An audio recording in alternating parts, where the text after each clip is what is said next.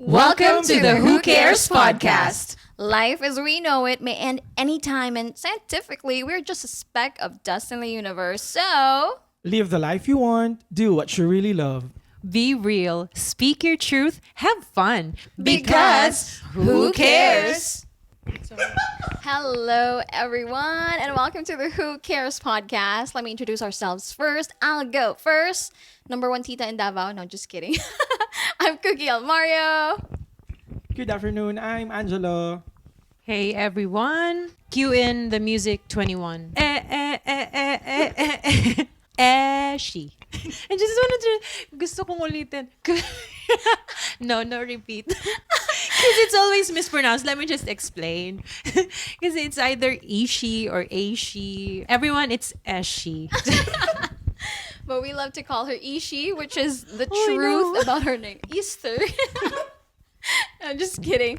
But yeah, one of the things we want to start out is really explain what this podcast is about. So, Yes. especially why it's called Who Cares, right? For others, it may seem rude or mean, but if you really search the exact meaning of Who Cares, it's just really having like a light-hearted conversation about the world, really not taking things seriously.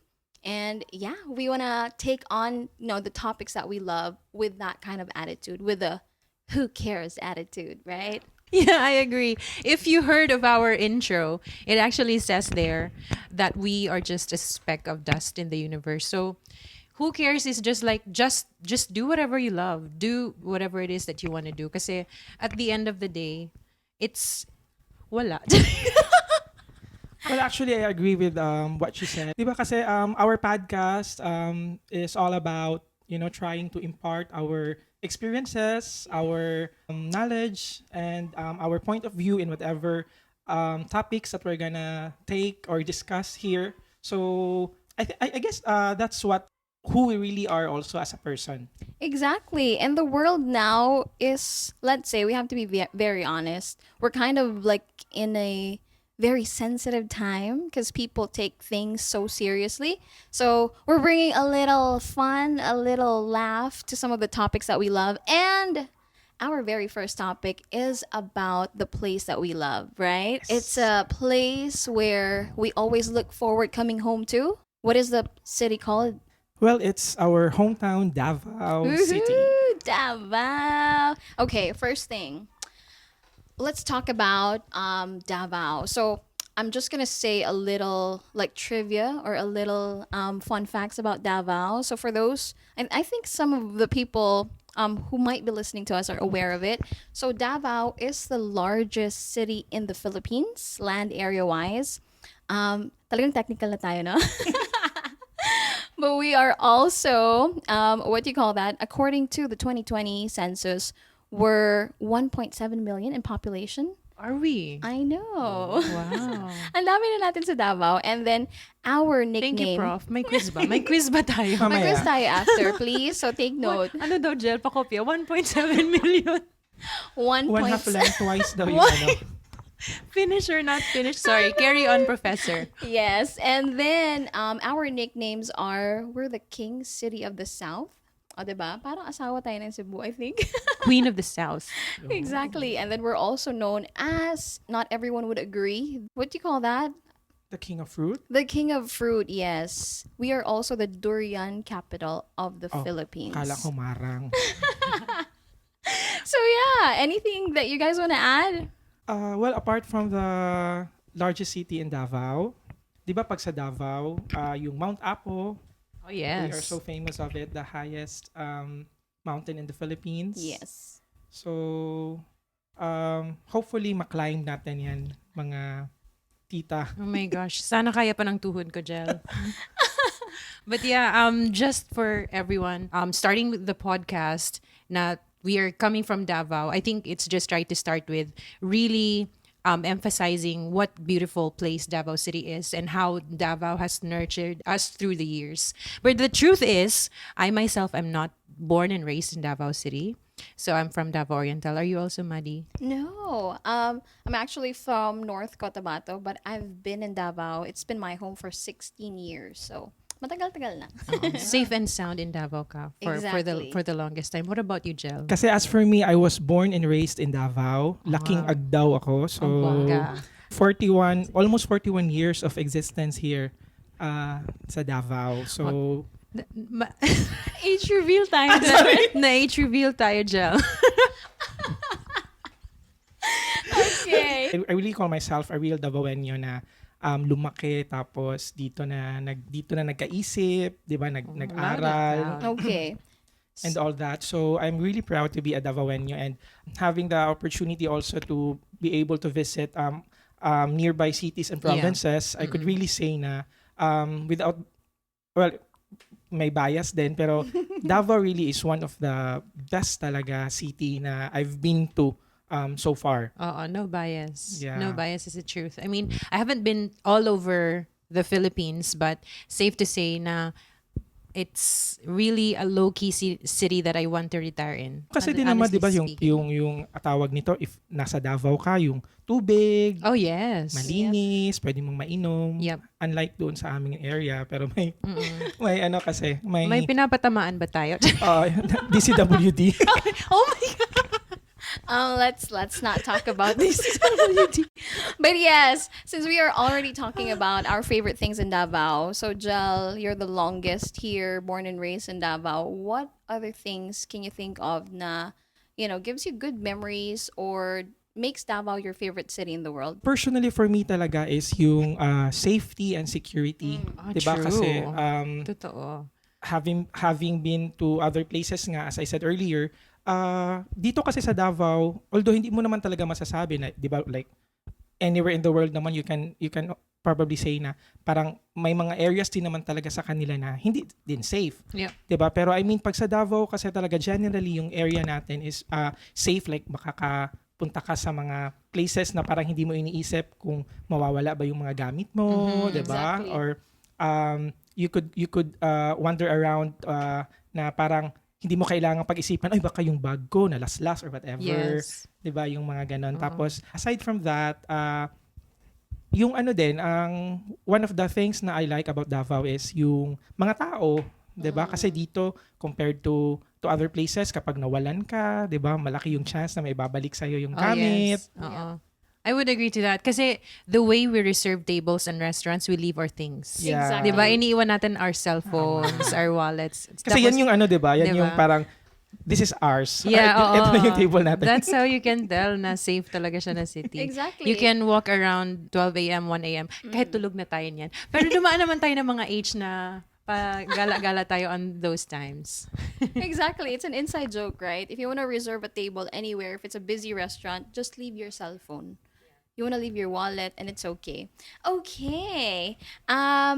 We talked about our favorites. Let's call Madi Eshie. Is interview pala ito? Yes. Hindi pala ito Interview ito. chismisan. I'm so sorry. Hindi to chismisan. But yes, how about you, Madi? Like, you've been here since college. What's your favorite thing about Davao? Same with Gel. It's the safety, parang the low-keyness of the city. Low-key lang yung mga taga Davao. Low-key silang chismoso. Low-key chismosa.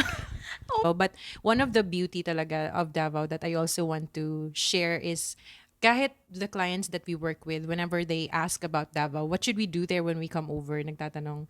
And I always say, you get the best of both worlds in Davao City. Kasi we are just, maybe if you're living downtown, unlike me, is living in Narnia. So if you're living in downtown, I think 15 to 20 minutes, Yeah. you get to drive and 5 minutes parang boat ride and then you get to the beach. And also an hour and a half drive, you get the beauty of highlands with sea of clouds and everything. So, and then medyo naman na urbanized na yung downtown mismo. Pero hindi naman like super ganun ka-hectic and like other cities. So, that's what I love about Davao most, especially yung easily you can access the beach and then the highlands, depende kung ano yung mood mo. I just want to add up regarding sa what I love about Davao kasi isa din sa pinakagusot ko talaga dito is yung cleanliness nung Yes. especially Oh, so true. yung mga ano natin kalsada and all Yeah. kasi 'di ba based on my personal observation kapag pumupunta ka sa ibang lugar o sa other provinces 'di ba kapag morning medyo tawag May amoy. nito hindi, maraming mga basura pa Oh, yes. and all. Kasi dito sa Davao talaga, like, Saan very yan, early Jel? in the morning. Joke. Yung, di ba, like, very early in the morning talaga yung mga sweepers natin, street Yeah. sweepers talaga natin, napakasisipag talaga na they are really into cleaning yung mga areas talaga nila. So that's why whenever you go to like, especially sa mga downtown areas or even sa mga palengkes and all, ang linis talaga, especially on the first hour of the day. Oo, Kasi nga, salute. meron talaga, for the longest time, yan din yung na-observe ko dito, yung mga street sweepers talaga natin are very into cleaning and maintaining their area of responsibility nga. True. Salute to our street sweepers. Exactly. And for me, being here for 16 years, one of my favorite is still, we have that, yung parang kapitbahay bond. We still know our neighbors, although, what you call that, I live in downtown. We have a small, yung parang apartment complex. Hindi, But extrovert ka lang. Wala kang ganyan. Wala kaming ganyan. Maritas ka lang yata talaga, Charot. Madi. No, but hindi. Totoo. We get to talk to people if we want to naman. Exactly. No, hindi naman sila yung parang reserved, no, you can't talk to me. Parang hindi naman exactly, sila ganun. that's what I love about yung parang talking to Davaoeños. They're very open to help you. If you ask for directions, if you ask for help, and I'm not sure if everyone would agree, but I think our drivers here are a little more disciplined compared to the other, major cities. We still have that yung parang respect with each other when it comes to like road rules and all. So there. And then aside from, hindi pa tayo ganun polluted, right? Wala pa tayong smog in the morning. I can still see the beautiful Mount Apo when I wake up. And yeah, those are the things that we love about Davao. Now, let's talk about the opposite. So, we have a lot of friends from, the other islands, right? And of course, they have different opinions about Davao, especially the ones who haven't been here, diba? So, let's talk about the common misconceptions. You want to start first, friend Gels, about the misconceptions? Sure, meron akong na-experience nito nung mga mga mid-2000s, yung napunta ako sa Manila. Tapos nag-training ako, sabi nung mga kasama ko, may kasama ako, sabi na, meron ba dong taxi sa Davao or meron ba dong mall? Wow. Parang ganun. Tapos, Ano reaction mo, Jel? friend ko pa din siya hanggang ngayon. Pero parang Honest lang naman. during that time talaga, parang kanang binibiro ka lang. Pero actually, hindi din kasi siya lang yung nag-comment ng ganun kapag every true. time from Davao goes to Manila to Especially if they haven't been to di ba? True. Yung parang Mindanao. sabi ko na lang na hindi mo ba alam na yung during that time kasi Davao was voted as one of the safest place in I think it was in the world, top right? 10, Yeah. So tapos Abriza was already here and then we already have SM and other malls. So basically naman Davao is it's a metropolis naman talaga, 'di ba? Yeah. It's just that I think personally for me, ang na-observe ko kasi yung mga taga Luzon, iniisip kasi nila kapag Davao, they always generalized it to Mindanao. True. 'Di ba? Yung parang naiisip nila na kabayo pa yung karabaw pa yung mode of transportation natin. I Di ba think, yung ganun? totoo. I think all throughout, siguro pagka wala talagang idea, Philippines being third world country, kapag ka even foreigners outside would ask, meron ba kayong McDonald's? Meron ba kayong Burger King? Mga ganon. So parang hindi nila alam na medyo urbanized din naman na. Yep, Yeah. and we can't blame them, especially the ones who haven't been here, because again, just like what you mentioned, it's Mindanao. But whenever I have a friend na from Manila or something, I would always encourage them to go to Davao. And to be very honest, like the coworkers that are from Manila who visited Davao, one of the immediate reactions nila is they really want to transfer here. Yeah, totoo. same. Exactly, Same, because of same how din. low-key, Yeah. how easy life is in Yes. Davao. And remember, our motto is, Davao, life Life is is here. Right? Yes, let's revive that. Matagal ko na hindi narinig yun. There was one instance though na friend namin ni Noel, my husband, so worked in Manila for so long. So nasanay na siya ng lifestyle in Manila. And then he was transferred here in Davao, working in a bank. Tapos, na-shock siya kasi he had lunch somewhere lang karinderya near Claveria or something. And naka-order siya siguro ng 3 viands with soda and with rice. Pero around 100 or 150 lang yung nagastos Yes. niya. So yun, parang quality lifestyle pero hindi mahal as much as other city. Yes, exactly. And another thing and another issue na medyo sensitive we brought up because it happened a few years back. But one of the misconceptions about Davao as well is that the peace and order here is not that stable. We have yung parang bombings in the past. That's why minsan nasa ano tayo, yung parang list of mga not really safe cities, right? So what do you guys want to say about it? I think not to sugarcoat it, and you can say your piece Yeah. to Yeah. maybe say if it's true or not. We've been there, pero I think Davao was notorious with stuff like bombing before and mga pagnanakaw like other governance. So I think hindi siya na-erase, pero it was entirely changed throughout the years and na-changed and then ang governance. So can you say for sure, Jel, na nangyari talaga? I think I agree naman na there was a time in Davao talaga na masasabi mo na yung parang like governance was like it's a mess, parang maraming mga crimes and all. Pero thankfully naman when actually I can really say no na when the Dutertes were here in Davao, they have really managed well the city naman talaga in terms of peace and security, sa economic stability naman natin, Yeah. 'di ba? Makikita naman natin na prosperous naman talaga yung Davao. But you know, wala naman talagang perfect na, 'di ba? Parang I will really say na walang perfect place na para talagang parang nirvana na. Pero at least naman dito sa Davao, Heaven na siya. 'di ba? Gusto mo ba? Gusto mo ba ng perfect? Maging Baka ano na. gusto mo na lang mag-heaven. Pero 'di ba, yung parang True, I makikita agree. din naman natin na the LGUs are really doing their best to Yes. keep the people safe here in Davao. We can be as convenient as we can with all the facilities that are given to us, 'di ba? So basically, yun yung parang isa sa mga misconceptions Improve. na hopefully naman ma-erase siya in the future, 'di ba? Especially with our friends from other provinces or other islands in the Philippines, 'di ba? Na I still may mga stigma pa din kapag napupunta sila dito sa Davao kasi nga na-generalize nila yung mga kidnappings, Exactly. 'di ba? Yeah, Bombings. because it happened. Pero yun nga, same with what Cookie said. Whenever people ask me how low key Davao is, I invite them to come to Davao. You have to see it for yourself. Yun na Yeah. lang yung Pero sinasabi ko. actually, I would also like to add, having sisters that are living in the US, tapos minsan, di ba, kapag dumadating sila dito, tapos, syempre, ako yung parang tour guide talaga nila dito sa, not only in Davao City, di ba, parang nearby provinces na yung magandang puntahan. Kasi, generally, yung na-ask talaga nila is it safe to go there?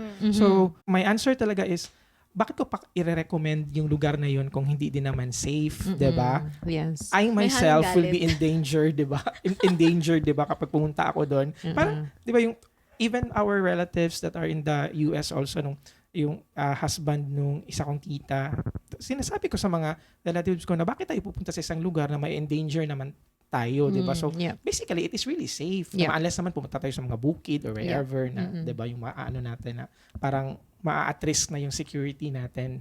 True. Diba? Pero ang ato nga tubag, it's very jello. Like, nga mo ato ta dito kung ma-endanger ta. My God! Cares? It's very jello.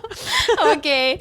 Anyways, it's true. It's very common, those misconceptions that you mentioned. But one of my favorite topics is to really talk about our favorite places in Davao. And everyone will agree, grabe ka booming sa Davao, right? When it Right comes to now, yes. new establishments, Ang new dami, yeah. places to go. Cafes, Exactly. coffee shops, even Yung mga adapting pop-up to stores. adapting to parang the generation of ano yung aesthetic, yung mga Yes. ganon. Exactly. Minimalist. Okay. Scandi na mga ano. Yes. yes. And yung parang coffee culture natin in Davao, Eshie and Noel are coffee lovers. Yeah, diba? Oo. So they know, which cafes really We know Starbucks. Siyempre loko lang. Kinakaya ako ng We love Starbucks, yes. Pa-sponsor naman. Akala ko ba mga local brands? Yung support lokal. Akala mo, di ba? Coffee lovers, yeah, Starbucks. Okay.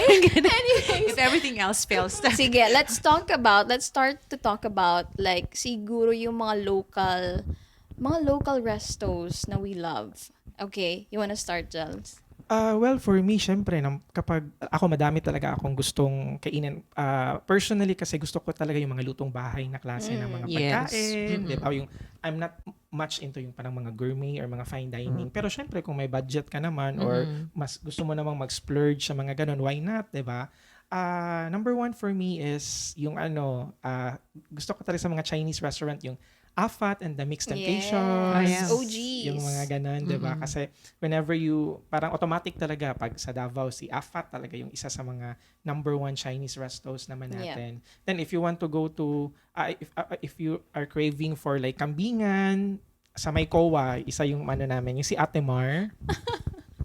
Isa yung tawag sinigang na kambing, isa yung talaga yung isa sa yung thick na broth nila na thickened by yung parang gabi. You know what's cool? Ang daming kambingan sa Davao Yes. na masasarap. Diba? Like, if I meet someone, iba yung kanyang gusto ng kambingan. Also me, I have a favorite na kambingan. I'm waiting for that. Go ahead.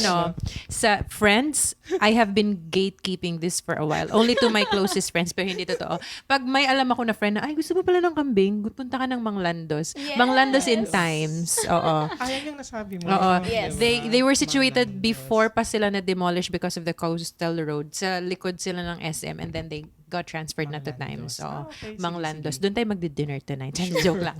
And I have to say this, sorry Maddie, I have to throw you under the bus. Kung kaya ni Eshie actually, breakfast, lunch, dinner, Manglandos. I can attest to that. Si Noel, alam niya din yan, one of our producers. Grabe, masarap si Manglandos. Si Manglandos. But anyway, other restaurants, I couldn't remember the name, pero yung siopaw nga. Oh my ano gosh. ba yan? Yung Kusina Davao? Kusina Davao, Of course, yes. diba? Siopaw and lomi Yeah, and Kusina pansit Davao. and chicken. Uy, lami. Yes, Lami. yes. Kusina Davao for Parang sure. you haven't been to Davao if you haven't tried Kusina Davao. Exactly. And, Totoo. yung isa pa, yung... Quilans ba? Iba Hindi, din. Quilans parang is same also din, Quilans is also same good. din ng Kusina Davao. Yung I forgot, Cordero, friend. diba? Yung parang... Yeah, the more we talk about it, the more we Davao. forget the name. Yeah, pero masarap nga ang ano. Ano Yes. pangalan? Kusina Kusina Davao. Davao. Kusina Kusina Davao. Davao. You guys, Davao famous. Thanks. Davao Well, famous. You guys should try. Yeah, Pag diba? gusto niyo ng siopaw, try niyo. Actually, No? yung mga Davao famous, yung Kusina Davao, yan talaga yung mga OG talaga na mga OGs, kainan yes. dito sa Davao. Oo. Na kapag, Sige, talking about the OGs, pag naglalasing tapos medyo gustong kumain ng sabaw, sa Angel. Bulkachung. Bulkachong, yes! O hindi makarelate si Cookie. Hindi siya Ay, sorry, kumakain. Hindi siya oo. kumakain. Yes, Hindi Bulkachong, guys. Remember mo yung na-remember nyo yung grabe pa kainit yung dito sa Torres, yung inuman and all. Yes, diba? oo. Tapos- Grabe tapos- pa ang party life ng Torres. Tapos, The mga best 2 ang a.m. Bulkachong. or Tell them mga- what's Bulkachong. Di ba, Bulkachong is para siyang balbakwa na made Yes. from Carabao. Yun. Yeah. Pero ewan ko, sabi ng mama ko, lalo na sa mga babae na kanang who've experienced yung pregnancy, masama daw siya kainin. Masama daw sila sa Yeah, katawan yeah. ng mga Oo. babae. Pero bulkachong talaga isa sa pinaka. Actually, we've been there recently. Tapos masarap pa din siya, pero medyo mahal na nga lang. Hindi Ay, kagaya nag-change ng na ang price. Inflation, Uy, friends. pero kung ano naman, Yeah. Pero di ba dati parang unli yung libre sabaw? sabaw. Oo, di ba? Yung lasing-lasing ka. Yeah. Oy, parang napag Parang- nare-reveal naman parang- ating pagiging lasinggera. Parang Pero gusto oo, yata natin talaga. uminom mamaya. Di ba? Pero Bulkachong talaga. Di ba, no? Oo. Yung parang, yung mga mukha ng mga galing to sa sa Torres kasi Oo. yung mga mukha na nandun sa Bulkachong, same True. yun, galing lang talaga sa Torres. Tapos Exactly. always siya may customer. Parang wala Di bang, ba? hindi ba na ano. Yung And parang- also in Bangkerohan. Yes, of Mga course, Bangkerohan. We yung love lechon Bangkerohan. kawali and the balbakwa there. Yes. Diba, yan yung mga, isa din talaga sa mga The OG main na mga go-to na ano. o-orderin. Oo. For me, medyo modern, but Davao is also like known for this. Our favorite, Anipay, diba? Oh, yes. Oo. Anipay. I'm not sure OG ba ang Cinnamon. Anipay, but Anipay is yung parang known na pasalubong din. If you're from Davao, they usually buy the cinnamon. For what? Cinnamon, yeah. Cinnamon buns ang very famous sa kanila. Yeah. And then recently, Malagos have been making their name known internationally because of the Internationally, chocolate. yes. Yes. Right? Yes. We're also known now. Wala sana magko-contest. Charot. But we're the chocolate capital of the Philippines thanks to Malagos. They really upped the Yes. game for yung parang chocolate production in Davao. So there. True. Ang dami din activities dyan sa Malagos ngayon. 2 branches now. Malagos Main, which has merong chocolate factory. And then there's Malagos Homegrown. Homegrown. Oo, Yeah, yun with dun naman sa may Times restos. Beach Oo, area. sa may Ayun. Times Beach area. Oo. Pero truly, sobrang sarap ng chocolates ng Malagos. You should try. Exactly. Nakaka-proud na it's from It's Davao. from Davao City, right? Yeah, oo. And then when you go to Malagos, you will see yung parang production ng chocolate. May ano sila doon, Diba? yung parang museum. Tapos parang may uuwi mo yung ginawa mo na sa mga bata or sa mga parang yung experience nila on how to make your own chocolate. Yeah. Tapos may uuwi mo yun. Yes. Yeah, anyone visiting Davao should experience Malagos Exactly. yung chocolate activity. Yeah. Oo. Another OG. Ito talaga dito kami nag-field trip ng elementary. Eden. Oh, Ay, yes. tama. Yes. Yes, At saka ang Eden. dami ng improvements ng Eden. Exactly. You know, sometimes pagka my friends that are visiting from other cities here in Davao, minsan naguguluhan ako, saan ko ba sila dalhin? But then, there's Eden, there's Malagos, and then there's the beach. Yeah. There's even Naguguluhan. Buda, diba? Exactly. Yeah. Naguguluhan because we feel or we thought na medyo wala pang masyadong ganap sa Davao. But if you really think about the places, the establishments that we offer, we're really upping the game. Yeah. Diba? Because usually, kapag when you visit a city, meron talaga silang like theme parks. Yes, May ocean yes. parks, may mga ganun. So far kasi wala pang Davao. At yung binuboost talaga ng Davao is the produce itself, like yung chocolates, and then yung Eden, which is the nature itself, Yes. which leads me to Philippine Eagle, which is in 1,000 pesos, loud and proud. Yay! Diba? The new 1,000 pesos. Philippine Eagle is found in Davao City. Not only found in Davao City, but Yeah. we have the Eagle production as well in Philippine Eagle. Oo. Exactly. And then just like what Jello said, marami na tayong mga rest houses in Buda that the facilities is something that you will be very proud of. Yung parang you can recommend to friends from Manila na they can True. chill for a weekend. Yung talagang relax na relax because there's no pollution, there's no traffic. Yeah. Kasi sa Manila, they offer Tagaytay, but sometimes when you go there, most of the time when you go there during the weekend, it's super traffic. Right? But in Buda, I'm very thankful that Davao still has that vibe na although medyo traffic na tayo ngayon, but i-compare mo sa ibang places like Metro Manila, it's light to moderate for the Oo. ang traffic natin Oo. dito. Yeah. Totoo. Ay, tapos I just want to share pala na yung existing natin na Davao City Coastal Bypass Road Project. Yes, so beautiful. Parang Diba? out of this, sabihin ko sana out of this world. Parang out of the country feels. Yes. Di ba, Madi, when we jogged, we're like, Yep. oh, we can see something similar din, no? Ganda. Yeah. Actually, yung na-research ko siya, meron pala siyang 4 segments. Well, wait Diba? lang po. For everyone na just listening, may notes po si Jello dito. Siya na po si Professor number 2. Kasi kanina kasi may pa-land area si Cookie. Oh, diba? Oo. Kung may paland area si Oo. Cookie, meron akong pa-coastal road. Oh naman my ngayon. God. Okay. 3 segments. Aha. No, it has 4 segments. Corrected by. Yeah. Correct minus And wrong. actually, yung name pala talaga niya is Davao City Coastal Bypass Road Project. Oh. Ang target completion nito will be on 2025. Wow, hindi pa pala siya yeah, no? Kasi tuloy, sige nga. Yeah. Basically kasi ang segment 1 pa lang yung nag-open, yung Bago Aplaya and Times Beach, which was opened last July 1. Yeah. 'Di ba? So ang total project cost nito is 46.8 billion pesos. Wow. And if completed, 18 kilometers long on a coastal alignment along Davao Gulf. Wow. So, ang first na segment was opened as July 1, the Bago Aplaya Times Beach, that segment 2, Times Beach to Rojas Avenue. Tapos third segment is the Rojas Avenue and Santa Ana Wharf. Tapos yung last segment naman yung Santa Ana Wharf and Ar Castillo. Wow. So tuloy-tuloy na sa jackpot so round hopefully by papuntang 2025, di ba yung sabi nila yung Azuela, Yeah. yung parang magiging niya yung boundary. where we do Ironman pag dito sa Davao hino-host, dun. diba? Yeah. Doon yung parang mag-end yung road niya. Nice. So the one that just opened is 7.5 kilometers long. Yung Bago Aplaya Times Beach na It's segment. beautiful. Ang Diba? ganda.